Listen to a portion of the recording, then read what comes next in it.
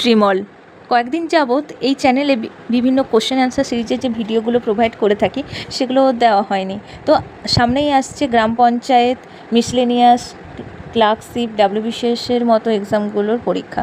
তো আজকে আমরা একটা ইম্পর্টেন্ট চ্যাপ্টার ডিসকাশন করব।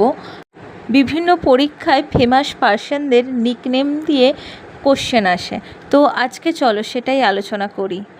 খান আব্দুল গফর খান, যাকে আমরা বলি ফ্রন্টিয়ার গান্ধী বা সীমান্ত গান্ধী, আর বাদশাহ খান নামে যিনি পরিচিত।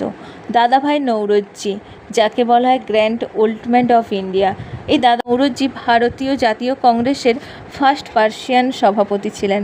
উনি কত নম্বর অধিবেশনে ছিলেন সেটা তোমরা কমেন্টে অবশ্যই জানিও। তারপর জওহরলাল নেহেরু, আমাদের ফার্স্ট PM, তাকে আমরা বলি চাচা আর পণ্ডিতজি, আর ওনার বার্থডের দিনই আমরা শিশু দিবস পালন করে থাকি। সর্দার বল্লভভাই প্যাটেল, যিনি ছিলেন first deputy PM of India, ওনাকে লৌহ মানব বা আয়রন ম্যান অফ ইন্ডিয়া বলা হয়। এবং ওনার আরও একটা নাম রয়েছে, Bismarck of India. Indira Gandhi, আমাদের first female PM in India, ওনাকে আয়রন লেডি অফ ইন্ডিয়া বলা হয়। আর কি নামে ডাকা হয়? প্রিয়দর্শিনী। রাজা রামমোহন রায়ের সম্পর্কে জানি। রাজা রামমোহন রায়কে ভারতের নবজাগরণের পথিকৃৎ বলা হয়, morning star of India renaissance. আর উনি কিসের ফাউন্ডার ছিলেন বলো তো?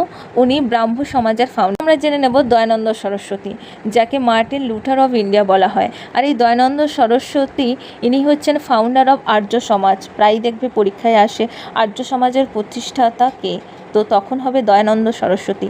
আর চিত্তরঞ্জন দাস, যাকে আমরা বলি দেশবন্ধু। আর যতীন্দ্র মোহন সেনগুপ্ত, যাকে বলা হয় দেশপ্রিয়। এই দুটো কিন্তু প্রায় গুলিয়ে যায়, দেশবন্ধু আর দেশপ্রিয়, এটা কিন্তু খেয়াল রাখবে।